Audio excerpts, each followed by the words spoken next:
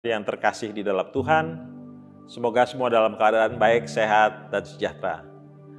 Perkenalkan, nama saya Doseba Sinai, dan terima kasih untuk waktu yang diberikan untuk boleh berbagi tentang pelayanan Wahana Visi Indonesia.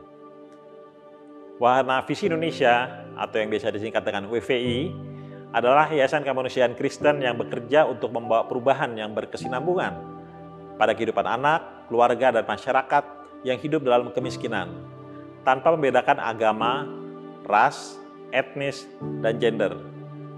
WVI melayani di 14 provinsi, 58 area program, dan lebih dari 600 desa. Visi kami untuk setiap anak, hidup utuh sepenuhnya, dan doa kami untuk setiap hati, tekad untuk mewujudkannya. Visi ini dilandaskan dari Yohanes 10 ayat 10b yang berkata, Aku datang supaya mereka mempunyai hidup dan mempunyai dalam segala kelimpahan. Untuk mencapai visi ini, kami tidak bekerja sendiri. Ini semua adalah berkat kerjasama dan kemurahan hati para jemaat dan sponsor lainnya yang terlibat dalam pelayanan ini. Saat ini kami akan memperkenalkan salah satu cara bergabung melayani bersama melalui program sponsor anak yang akan kita saksikan berikut ini.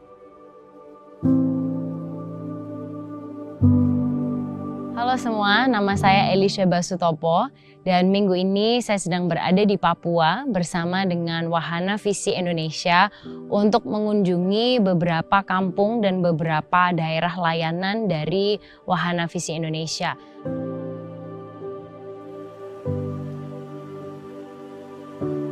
Anak-anak yang mungkin kelihatannya kehidupan mereka itu berada dalam kondisi yang kekurangan, tapi saat Anda melihat ke mata mereka, ada cahaya pengharapan akan hari depan dan kehidupan yang lebih baik dari apa yang mereka alami di hari-hari ini.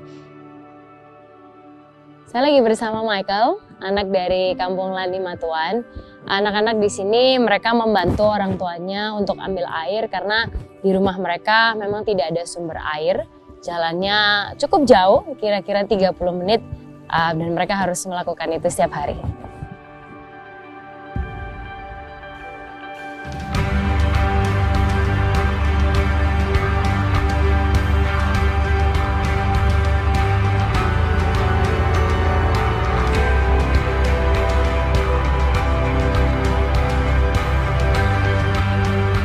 Kadang-kadang kita tahu di dalam hati kecil kita bahwa we need to do something. Kita perlu melakukan sesuatu yang keluar dari zona nyaman kita. Ada sebuah kesempatan emas yang terbuka dan difasilitasi oleh Wahana Visi Indonesia untuk Anda bisa menjadi sponsor untuk anak-anak yang dilayani oleh Wahana Visi Indonesia. Ada potensi yang sangat besar sekali di generasi ini dan mereka juga termasuk generasi penerus bangsa Indonesia. Yang bisa Anda lakukan hanya dengan 200.000 per bulan per anak, Anda bisa memfasilitasi anak-anak ini untuk pendidikan dan penghidupan yang jauh lebih baik. Anda bisa memilih menurut kemampuan Anda, 1 anak, 2 anak, atau 3, atau bahkan mungkin Anda join dengan seseorang untuk mensponsori 1 atau beberapa anak, tergantung apa yang Tuhan gerakkan dalam hati Anda, tapi yakinlah apa yang Anda lakukan membawa perubahan dan membangkitkan sebuah generasi yang akan hidup dengan cemerlang dan luar biasa. Kami mengundang Bapak Ibu, Saudara-saudari untuk menjadi bagian dari pelayanan ini, menghadirkan shalom bagi anak-anak Indonesia. Segala bentuk dukungan akan disalurkan dalam bentuk program di bidang pendidikan, kesehatan, penguatan ekonomi keluarga, dan perlindungan anak-anak. Silahkan mendaftar menjadi sponsor melalui website kami di bawah ini. Mari kita menjadi saluran berkat dan membawa pengharapan bagi anak-anak Indonesia. Terima kasih, Tuhan Yesus memberkati.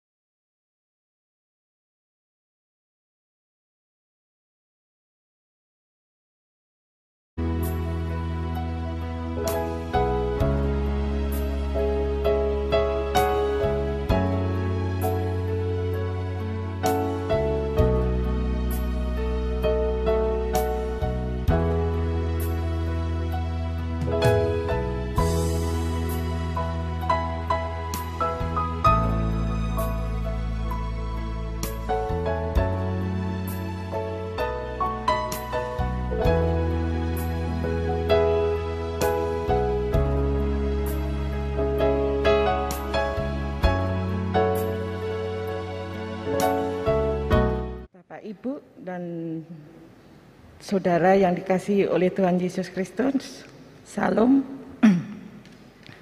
Kami atas nama Majelis GKJ Gondokusuman Yogyakarta mengucapkan selamat pagi dan selamat beribadah pada saat ini di rumah kediaman masing-masing.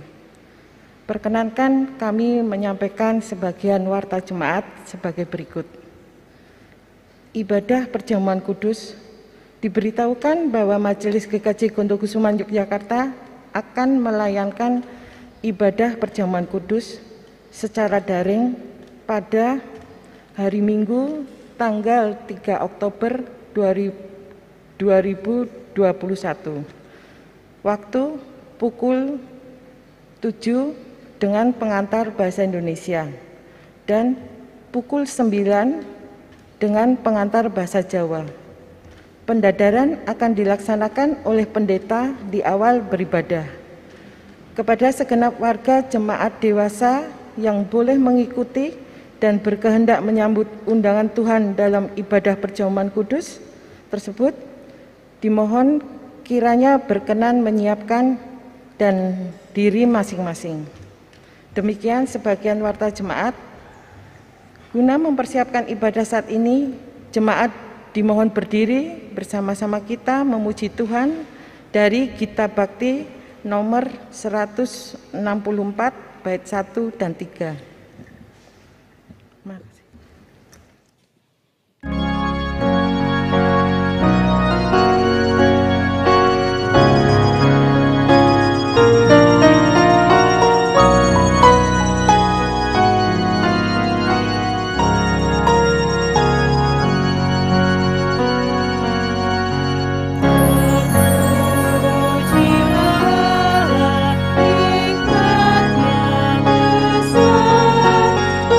Bagi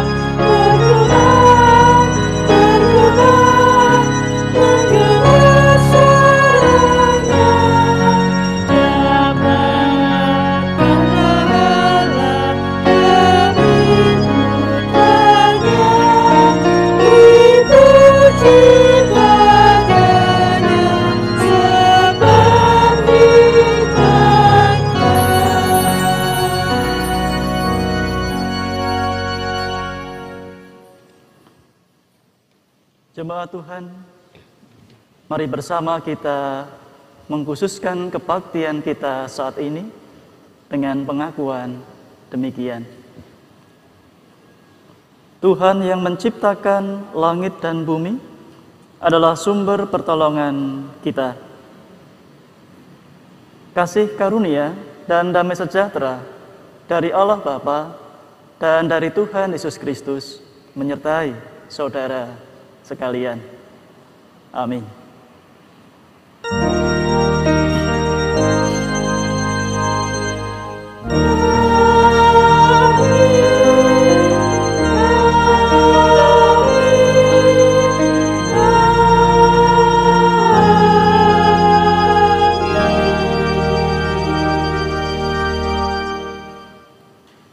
Jemaat dipersilakan untuk duduk kembali.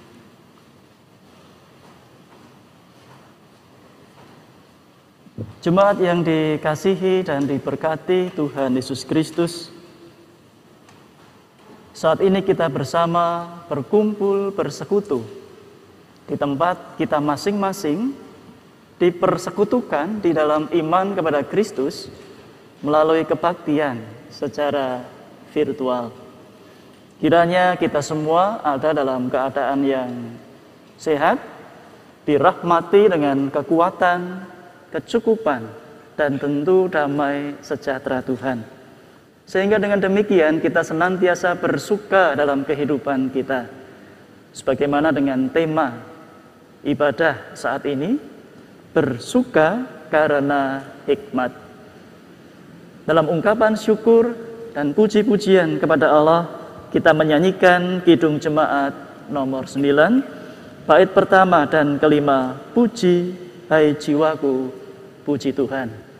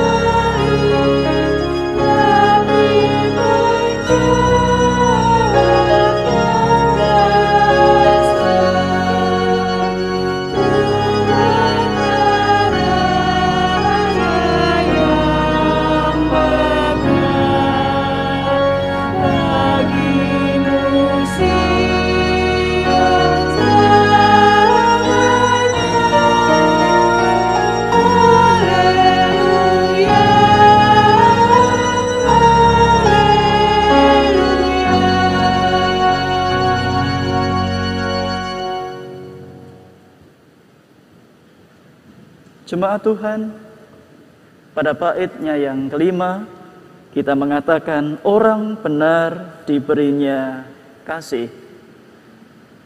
Namun yang menjadi pertanyaan reflektif bagi kita, siapakah yang benar di hadapan Allah? Adakah manusia yang benar di hadapan Allah? Dengan merendahkan diri, mari bersama kita mawas diri, memperhatikan pembacaan hukum kasih sebagai dasar dari pengakuan dosa, di mana dalam kebaktian saat ini pengakuan dosa akan didasarkan dari pembacaan Mazmur 51 ayat 3 hingga 8, demikian bunyinya. Kasihanilah aku, ya Allah, menurut kasih setiamu. Hapuskanlah pelanggaranku menurut rahmat-Mu yang besar. Bersihkanlah aku seluruhnya dari kesalahanku, dan tahirkanlah aku dari dosaku. Sebab aku sendiri sadar akan pelanggaranku. Aku senantiasa bergumul dengan dosaku. Terhadap Engkau sajalah aku telah berdosa dan melakukan apa yang Kau anggap jahat. Supaya ternyata Engkau adil dalam putusan-Mu, bersih dalam penghukuman-Mu. Sesungguhnya dalam kesalahan aku diperanakkan, dalam dosa aku dikandung ibuku. Sesungguhnya Engkau berkenan akan kebenaran dalam batin, dan dengan diam-diam Engkau memberitahukan hikmat kepadaku.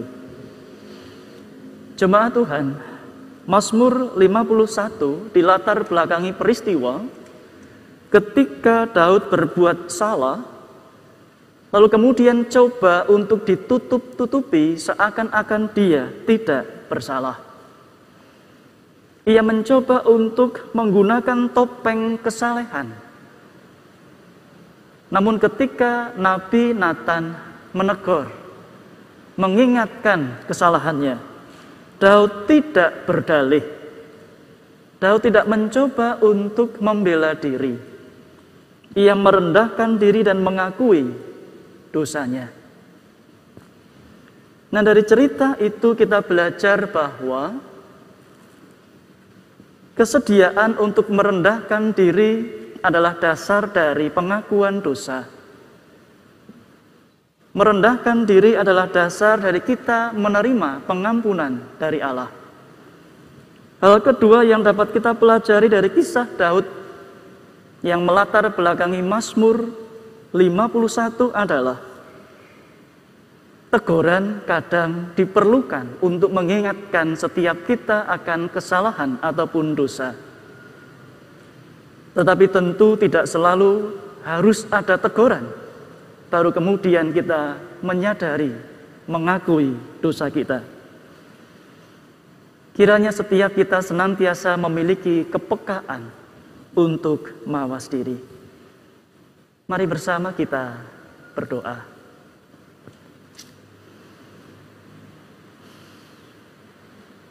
Di hadapan-Mu ya Allah, kami bersama merendahkan diri, agar kiranya Engkau berkenan menilik isi hati, melihat seluruh kehidupan kami. Ketika ya Tuhan Engkau menjumpai kesalahan dan dosa yang kami perbuat, ingatkanlah kami. Dan berikan kepada kami kerendahan hati, untuk kami tidak berdalih tetapi mengakui, dan terus berupaya untuk membenahi diri. Pengampunan Allah memampukan kami mengalami damai sejahtera. Firman-Mu Tuhan adalah hikmat yang menuntun kehidupan pada kebenaran. Ampuni Tuhan setiap salah dan dosa yang kami perbuat. Di dalam Kristus Yesus kami memohon.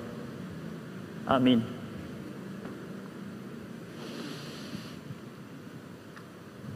Jemaat yang dikasihi dan diberkati Tuhan Yesus Kristus,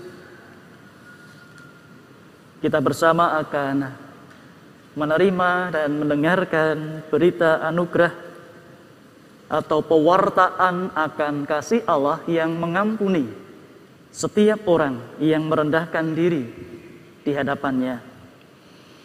Berita anugerah didasarkan dari Roma pasal 3 ayat 25 bagian A yang demikian bunyinya.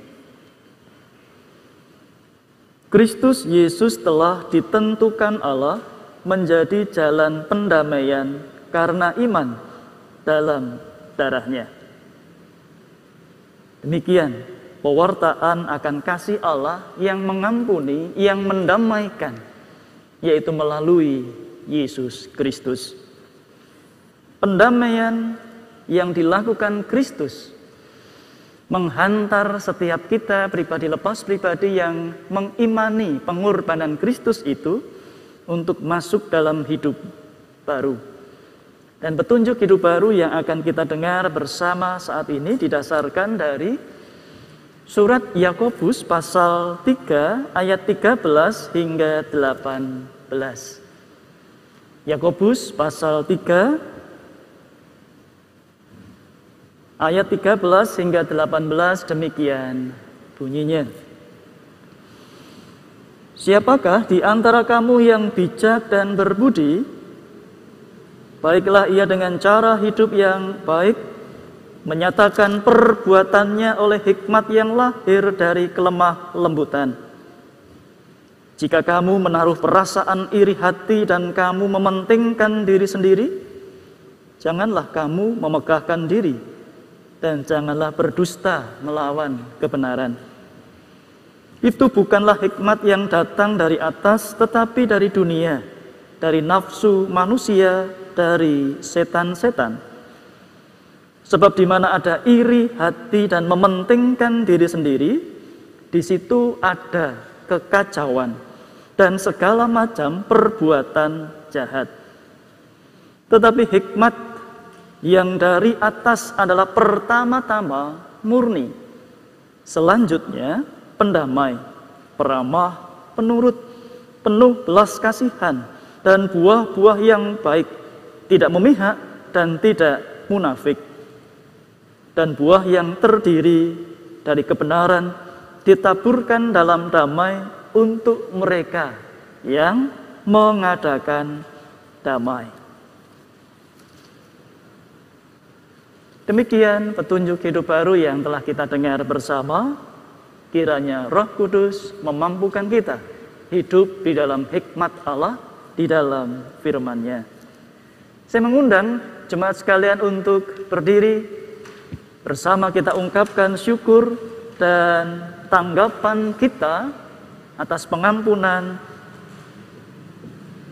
Allah kepada kita dan juga petunjuk hidup baru yang telah kita dengar bersama melalui nyanyian Kidung Jemaat 365 bagian B, bait pertama, kedua, dan keenam. Tuhan, ambil hidupku.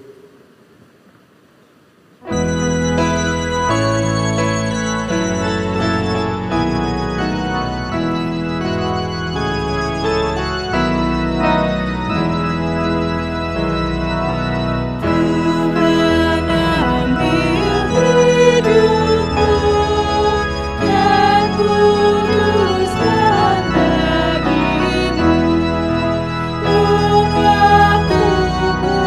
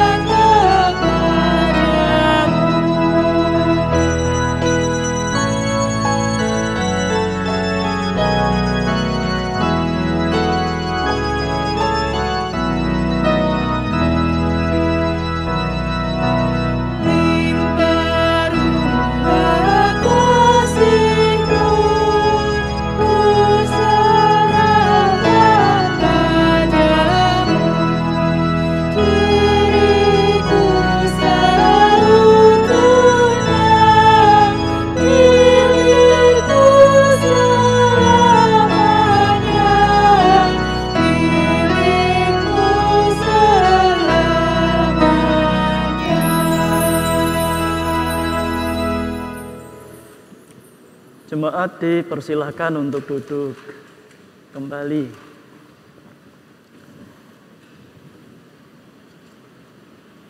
Bersama-sama kita akan mengungkapkan rasa syukur kita kepada Tuhan yang dengan setia memelihara kehidupan kita, pribadi lepas pribadi. Berkat-berkat Tuhan yang senantiasa dinyatakan dalam kehidupan kita, baik berkat kesehatan, kekuatan, hikmat di dalam menata dan menjalani kehidupan, berkat kecukupan sehingga tiap-tiap kita tidak hidup dalam kekurangan, tetapi senantiasa ada berkat yang baru yang Tuhan karuniakan. Ungkapan syukur akan kita sampaikan dalam bentuk persembahan yang dapat kita lakukan sebagaimana dengan tatanan yang telah dibuat. Mungkin sudah ada yang menyampaikan melalui transfer maupun juga melalui QRIS ataupun menitipkan kepada majelis jemaat maupun yang datang ke kantor gereja. Nah, sebagai dasar dari kita mengungkapkan syukur, mengaturkan persembahan kita kepada Allah, Mazmur 50 ayat 23 mengatakan demikian. Siapa yang mempersembahkan syukur sebagai korban, ia memuliakan aku. Siapa yang jujur jalannya, keselamatan yang dari Allah akan kuperlihatkan kepadanya. Mari bersama kita menyerahkan persembahan kita, diiringi dengan nyanyian Kidung Jemaat 450, hidup kita yang benar.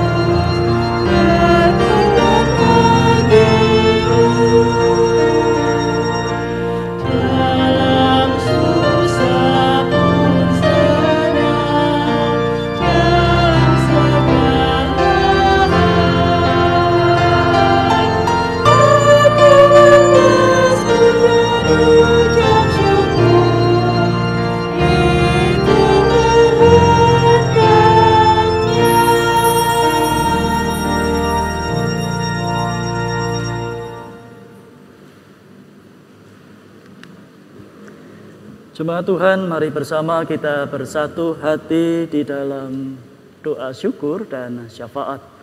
Kita berdoa.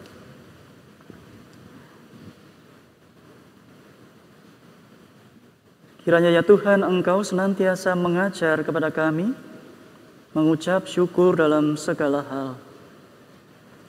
Sebab justru dengan mengucap syukur itulah kami beroleh kelegaan, kedamaian, dan kekuatan dalam menyikapi situasi hidup yang acap kali berubah, yang acap kali tidak bisa kami pahami dan kami prediksi.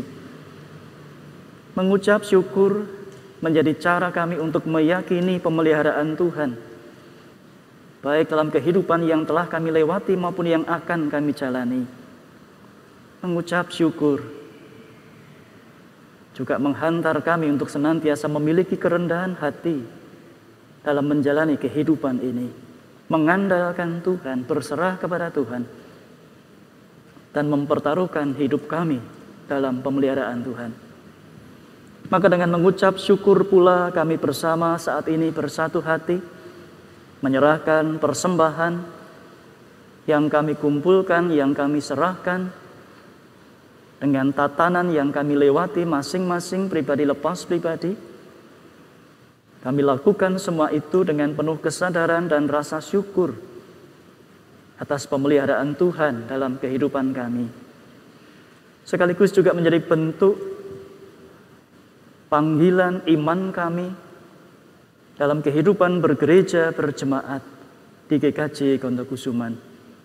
Berkat Tuhan kami mohonkan bagi tiap-tiap pribadi yang menata dan mengelola, mempergunakan itu sebagai bagian dari tugas pelayanannya, agar kiranya tiap-tiap orang yang dipercayakan dapat melaksanakan tugas tanggung jawabnya dengan baik.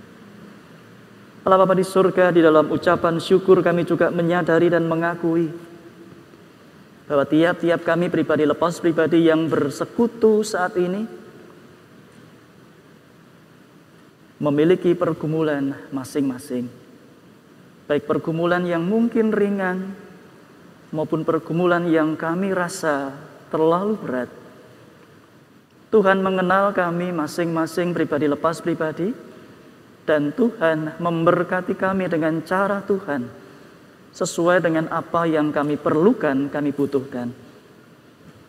Kami bersama ya Tuhan memohon berkat penyertaan-Mu bagi setiap jemaat, setiap warga yang saat ini ada dalam kondisi yang sakit, baik dirawat di rumah sakit maupun di rumah. Tuhan kiranya menguatkan setiap mereka yang ada dalam persekutuan, dalam kebaktian saat ini. Tuhan menguatkan, Tuhan memulihkan, dan memberkati setiap para medis yang melakukan pendampingan bersama dengan keluarga. Berkat Tuhan juga menyertai setiap warga yang ada dalam kelemahan oleh karena faktor usia. Tuhan juga memberi kesehatan, dan Tuhan juga menganugerahkan damai sejahtera dalam masa-masa menjalani hari tua. Berkat Tuhan juga ada atas tiap-tiap pribadi yang bergumul berkait dengan pasangan hidup. Anugerah cinta kasih Allah dinyatakan. Berkat Tuhan juga dinyatakan atas tiap-tiap pribadi yang sedang mencari pekerjaan selepas menyelesaikan pendidikan. Tuhan menolong dan memberkati cara-cara yang dilakukan dalam upaya untuk mencari nafkah, menghidupi keluarga, maupun menghidupi diri dan menata masa depan. Berkat Tuhan kami mohonkan atas pribadi lepas pribadi yang saat ini menempuh pendidikan, anak-anak dan cucu kami. Beri kemampuan di dalam anak-anak kami mengikuti proses studi dengan baik. Berkat Tuhan juga kami mohonkan bagi setiap mereka yang menjalani kehidupan rumah tangga dan merindukan hadirnya momongan. Allah Bapa di surga, setiap doa, harapan yang disampaikan, diutarakan dan juga diwujudkan dalam berbagai macam tindakan, Tuhan yang mendengar dan tahu, Tuhan memberkati. Allah Bapa di surga, juga kami bersama menyerahkan dan mendoakan setiap mereka yang saat ini ada dalam situasi ekonomi yang tidak mudah, baik karena faktor PPKM ataupun pandemi, maupun juga karena hal-hal yang lain. Berkat Tuhan kiranya menyertai dalam usaha yang ditekuni. Berkat Tuhan menyertai dalam bentuk semangat, harapan, tidak mudah putus asa ketika mengupayakan perbaikan ataupun kecukupan ekonomi bagi kehidupan keluarga. Bapa di surga, juga Engkau berkenan memberkati setiap pribadi lepas pribadi yang saat ini Engkau percayakan untuk melakukan tugas pelayanan mendampingi anggota keluarga yang sakit maupun yang sudah lanjut usia. Kesabaran, ketelatenan, kekuatan dan kedamaian, hikmat Tuhan karuniakan. Bapa di surga, kami juga bersama menyerahkan dan mendoakan untuk pergumulan kami pribadi lepas pribadi. Mari ya Tuhan, Engkau Allah yang Maha Tahu itu menyapa tiap-tiap kami agar kami dapat mengenal dan mengetahui kehendak Tuhan atas hidup kami masing-masing. Di dalam doa ini ya Tuhan, kami juga bersama menyerahkan kehidupan Gereja Tuhan GKJ Kondokusuman dalam melayankan tugas pelayanannya. Tuhan memberkati sehingga terus tercipta sinergi dan kolaborasi, baik antar bidang maupun komisi, bersama-sama dengan warga, sangkul sinangkul engpot repot, dalam mengerjakan kehidupan bersama sebagai keluarga, sebagai warga GKJ Kondokusuman. Allah Bapa di surga juga Engkau berkenan memberkati pelayanan yang dilakukan di aras wilayah maupun juga sektor.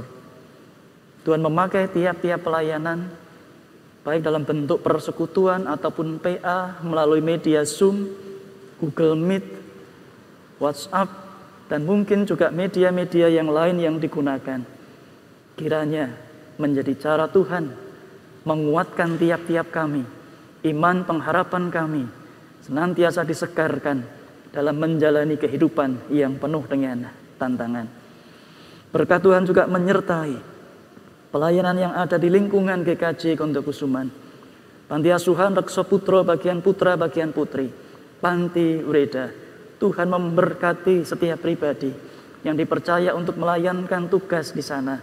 Tuhan beri kesehatan, kekuatan. Tuhan memberkati warga yang tinggal di sana. Tuhan menyertai senantiasa, menganugerahkan berkat kecukupan. Bapa Surgawi, juga kami bersama di dalam doa ini memohonkan penyertaan Tuhan dalam pelayanan, baik itu beasiswa ataupun juga program diakonia. Kiranya mendatangkan manfaat baik bagi lingkungan warga gereja maupun juga di luar lingkungan warga gereja, menjadi berkat bagi banyak orang. Tuhan menempatkan GKJ Kondokusuman sebagai garam dan terang kehidupan. Di dalam doa ini ya Tuhan, kami juga menyerahkan kehidupan berbangsa bernegara kami. Ungkapan syukur berkat Tuhan atas kebijakan-kebijakan yang diambil pemerintah dalam upaya mengendalikan situasi oleh karena pandemi.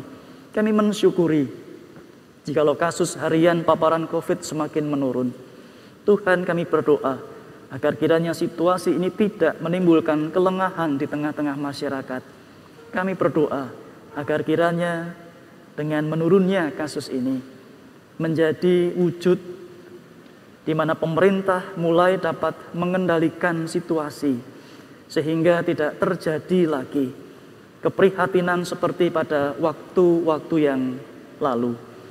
Berkat Tuhan menyertai untuk tiap-tiap kebijakan yang terus akan ditempuh oleh pemerintah, meski menimbulkan pro dan kontra di tengah-tengah masyarakat. Kami percaya Tuhan, Engkau sendirilah yang telah memilih dan menetapkan tiap-tiap pribadi yang duduk di pemerintahan untuk dapat menata kehidupan bersama negara ini, sehingga baik untuk semua. Tuhan memberkati sehingga situasi ekonomi tetap terjaga dan stabil, keamanan tetap terjaga dan juga baik. Secara khusus kami juga berdoa untuk keprihatinan yang terjadi di Papua, peristiwa di mana kekerasan atas tenaga kerja, atas tenaga kesehatan, tenaga medis di sana. Tuhan memberkati dan menguatkan keluarga yang berduka. Tuhan memulihkan mereka yang terluka atas peristiwa itu. Dan kami berdoa agar kiranya damai ada di tanah Papua, damai ada di negeri Indonesia. Terima kasih Bapa di surga. Ungkapan syukur kami haturkan, kami sampaikan. Dan jikalau sebentar kami membaca merenungkan sabda Tuhan, kami mohon penyertaan Tuhan atas kami. Inilah ya Tuhan doa syafaat kami, di dalam nama Tuhan Yesus Kristus. Amin.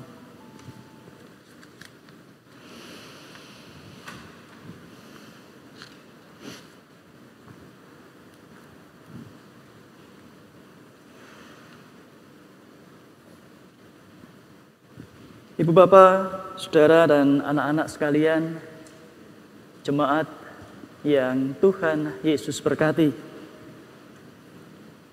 Bersama kita akan membaca dan merenungkan sabda Tuhan didasarkan dari Injil Markus pasal 9 ayat 33 hingga ayat 37. Markus pasal 9 ayat 33 hingga 37. Lembaga Alkitab Indonesia memberikan judul perikop, siapa yang terbesar di antara para murid. Demikian sabda Tuhan. Kemudian tibalah Yesus dan murid-muridnya di Kapernaum.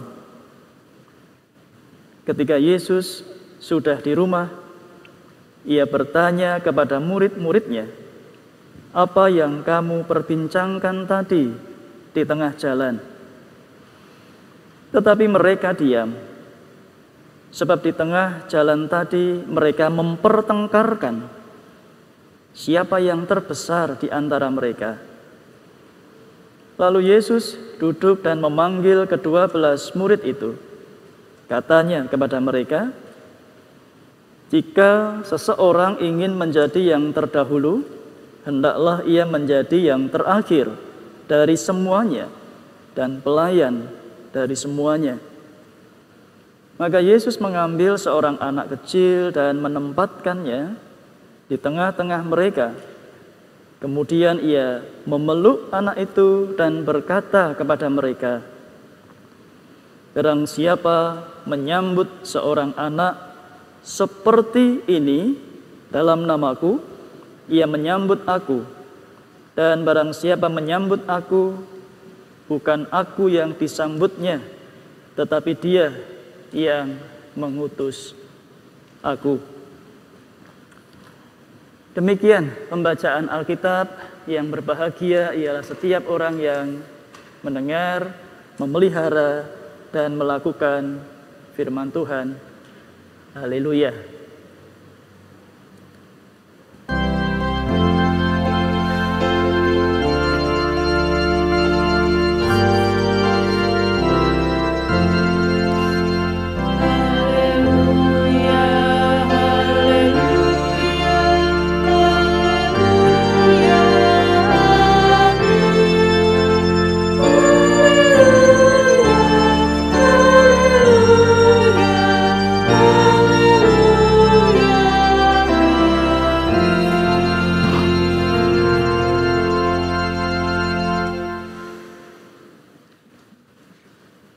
Jemaat yang dikasihi Tuhan Yesus Kristus, ketika Tuhan Yesus bertanya kepada para murid tentang apa yang mereka perbincangkan selama perjalanan menuju ke Kapernaum, para murid diam dan tidak ada yang memberikan jawab atas pertanyaan itu.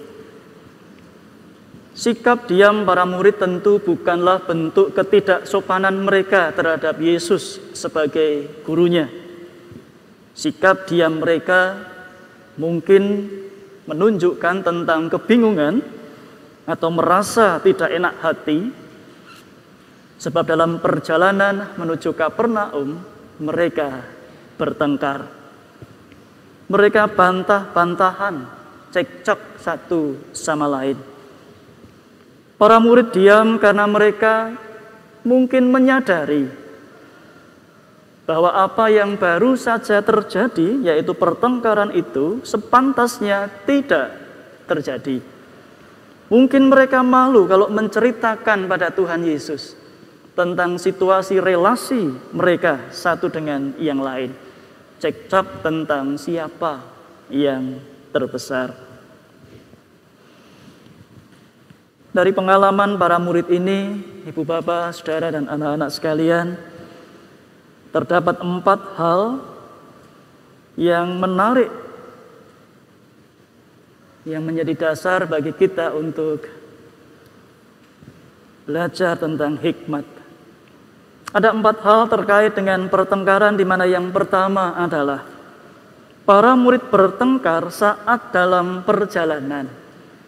Itu berarti mereka bertengkar di ruang publik, yaitu di jalan.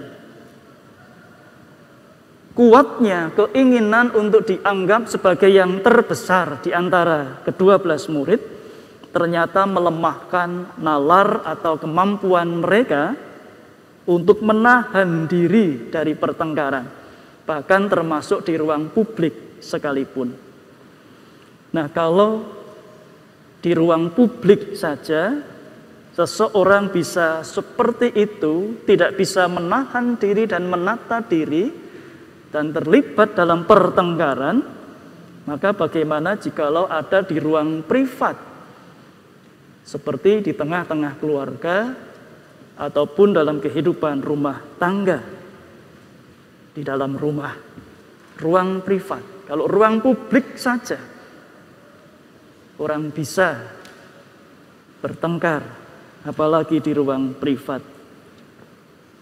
Tidak heran bila kemudian di ruang terhormat juga terjadi pertengkaran, seperti yang pernah terjadi di ruang rapat anggota dewan, atau bahkan mungkin juga di tengah-tengah lembaga keagamaan sekalipun. Dan saat ini kita juga menyadari di media sosial orang yang saling tidak mengenal juga bisa bertengkar. Hal yang kedua yang dapat kita lihat dalam pertengkaran para murid adalah pertengkaran terjadi di antara kawan dekat sama-sama dari komunitas Tuhan Yesus. Mungkin ada alasan bahwa karena kebersamaan mereka baru terbangun, baru terbentuk, belum begitu lama, maka kemudian rentan dengan konflik. Mungkin bisa saja ada alasan semacam itu untuk membela diri. Akan tetapi Ibu Bapak Saudara dan anak-anak sekalian, jikalau kita melihat, memperhatikan kenyataan hidup kita sehari-hari, persahabatan, persaudaraan, perkawinan yang terjalin sekian lama sekalipun juga bisa konflik. Hal yang ketiga, bagi kita para pembaca Alkitab masa kini, ketika melihat narasi atau kisah dalam Injil Markus pasal 9, mungkin kita menganggap pertengkaran para murid memperebutkan siapa yang terbesar adalah persoalan yang remeh, yang receh kira-kira. Akan tetapi kita pun juga harus mengakui dalam kenyataan kita sehari-hari hal-hal yang tampak remeh sekalipun bisa memicu pertengkaran. Hal yang keempat, pertengkaran para murid dipicu keinginan untuk bisa dianggap sebagai yang terbesar di antara mereka. Dan itu artinya sifat individualis para murid menjadi faktor utama pertengkaran di antara mereka. Dan tampaknya sifat individualis, sifat egois, inilah akar dari segala pertengkaran yang terjadi, termasuk dalam konteks kita saat ini. Pertengkaran menjadi pengalaman bagi banyak orang dan terjadi di sepanjang sejarah kehidupan manusia dari masa ke masa. Namun sekalipun banyak orang mengalaminya, saya kira kita sepakat bahwa bertengkar itu sepatutnya tidak terjadi. Saya kira kita sepakat bahwa bertengkar tidak lahir dari hikmat. Saya kira kita sepakat bahwa bertengkar bukan sesuatu yang lumrah dan wajar, meskipun banyak orang yang mengalami. Tentu ya termasuk dalam kehidupan rumah tangga. Karena mungkin kita pernah mendengar seseorang mengatakan kehidupan rumah tangga itu wajar kalau bertengkar, dinamika kehidupan suami istri. Tetapi sesungguhnya bertengkar itu tidaklah wajar bagi kita sebagai para pengikut Kristus. Bahwa itu terjadi dalam kehidupan kita, iya. Bahwa mungkin kita sulit menghindari hal itu, iya. Tetapi bukan berarti pertengkaran adalah sebuah kewajaran dan kelumrahan. Sebab situasi yang demikian tidak dikehendaki oleh Tuhan. Dasarnya adalah kehadiran Tuhan Yesus ke dunia adalah untuk menghentikan pertengkaran dan memutus rantai permusuhan, yaitu melalui pengampunan dan pengorbanan. Kematian dan kebangkitan Kristus bertujuan supaya setiap orang mengalami damai sejahtera. Dan bukankah yang dilakukan Kristus adalah nilai dan patokan bagi kita yang hidup di dalam Dia, yang mengimani Dia dalam kehidupan sehari-hari. Dan dalam kenyataannya bertengkar membuat hati terluka, tidak ada damai sejahtera. Itu berarti bukan keadaan, bukan situasi yang Tuhan kehendaki.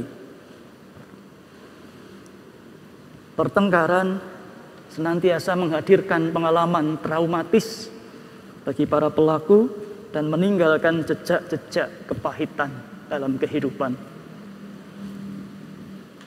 Daniel E. Fountain, seorang penulis buku, mengatakan bahwa konflik yang memicu kemarahan, konflik yang memicu agresi, dapat memicu sakit penyakit dalam tubuh kita.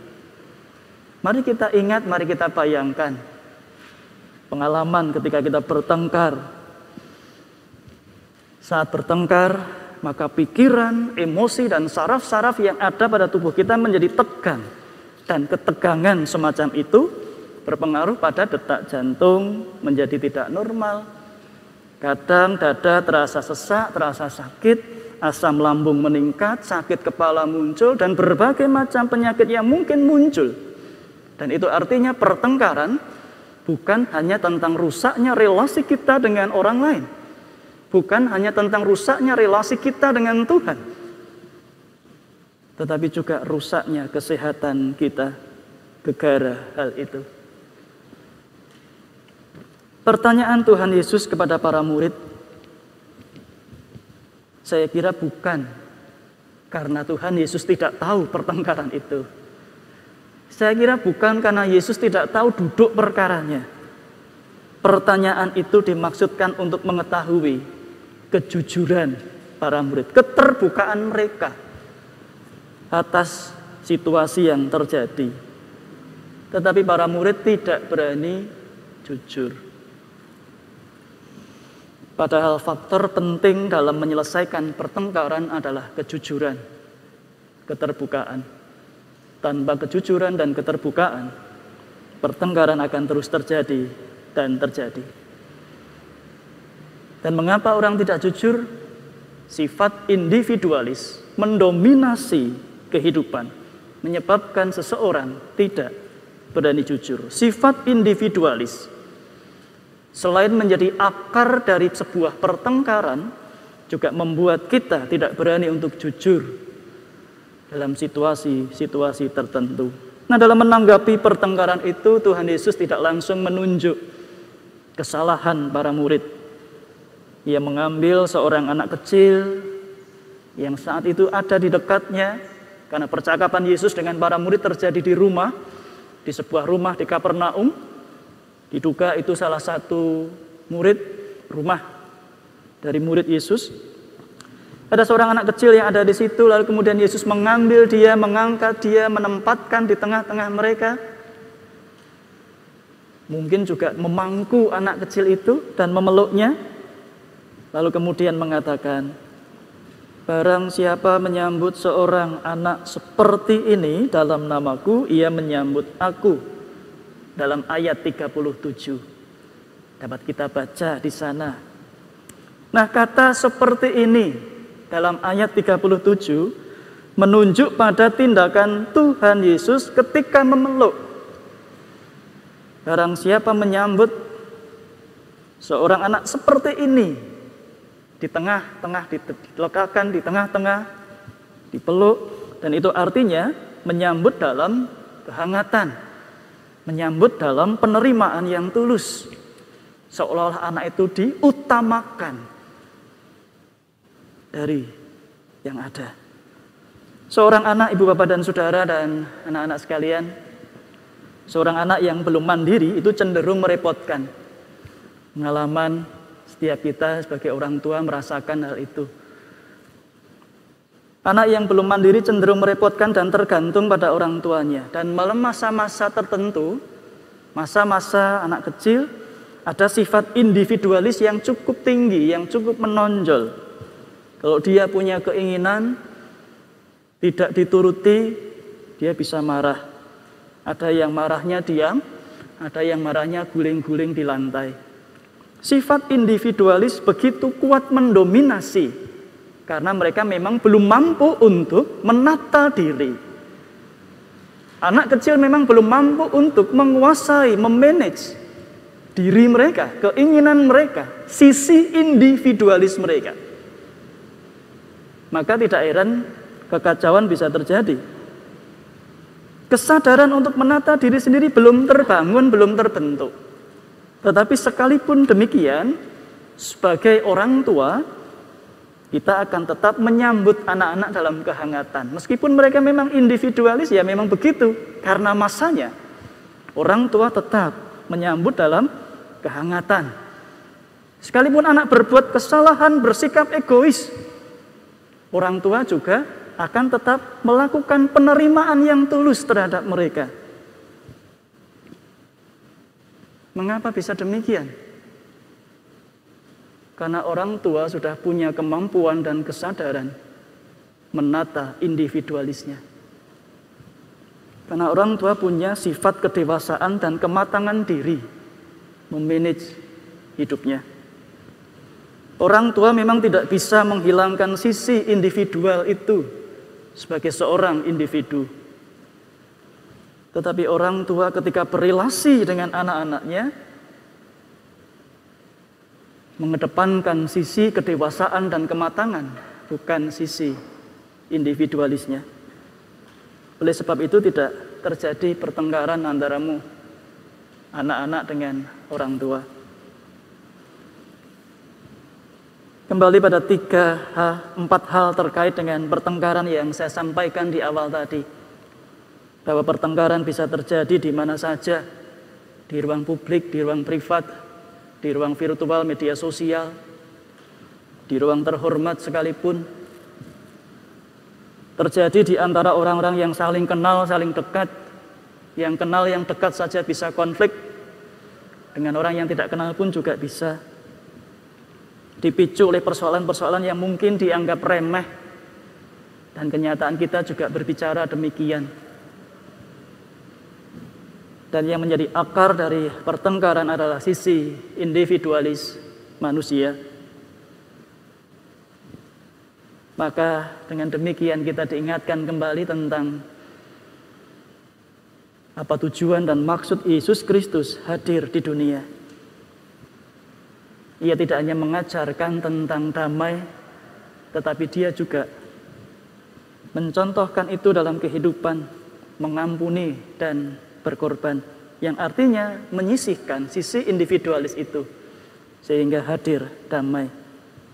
Pertengkaran tidak hanya menunjukkan rusaknya relasi kita dengan orang lain, tetapi juga akan mempengaruhi spiritualitas kita, relasi kita dengan Tuhan.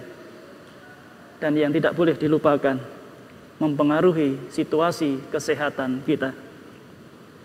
Oleh sebab itu, untuk mengimbangi sisi individualis tiap-tiap manusia, dibutuhkan sisi kedewasaan dan kematangan guna menghindari pertengkaran. Kita memang tidak mungkin meniadakan sisi individualis itu sebagai seorang individu manusia.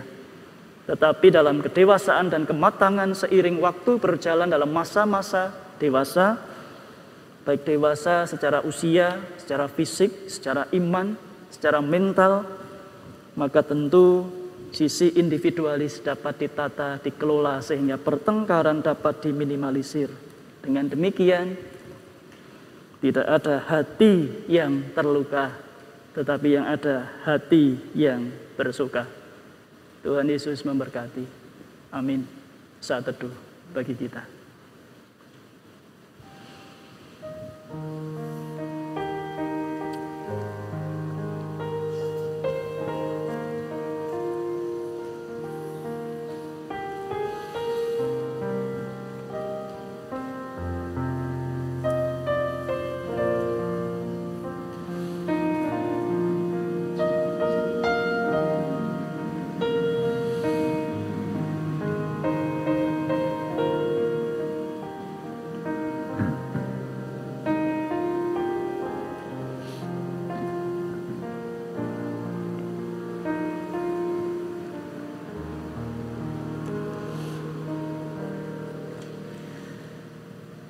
Mari bersama kita berdoa.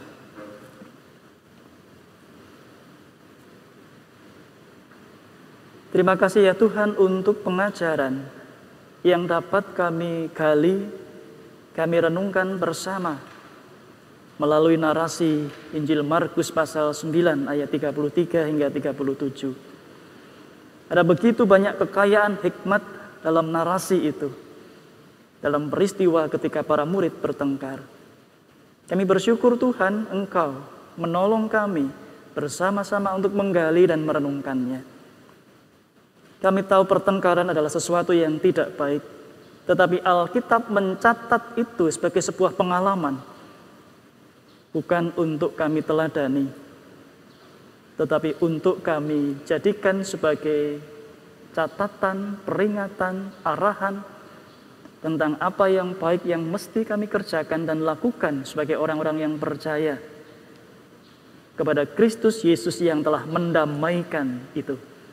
Terima kasih Bapa di surga atas kebaktian yang boleh berlangsung saat ini dalam segala keterbatasan kami sebagai manusia maupun piranti yang kami gunakan.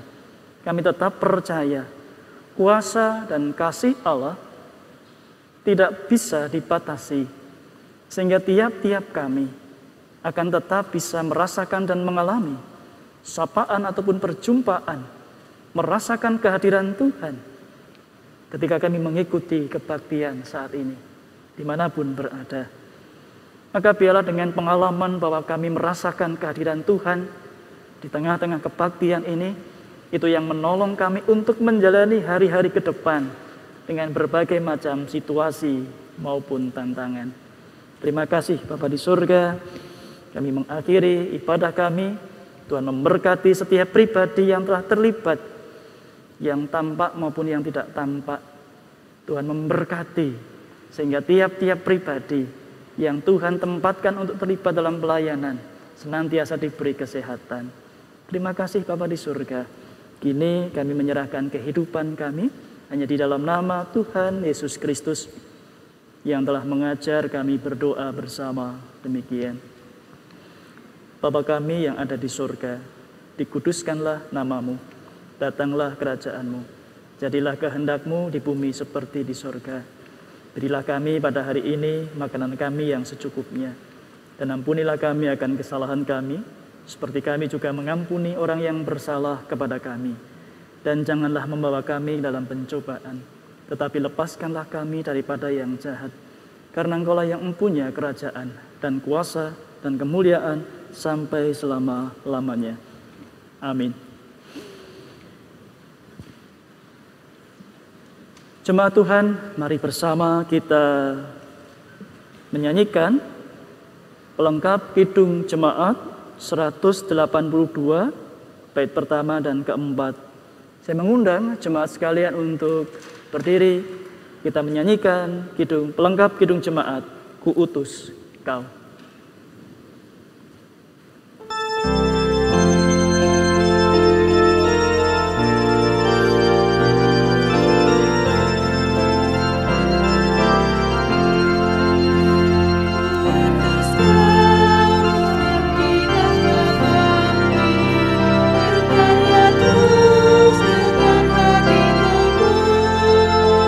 Meski di dunia dan menunggu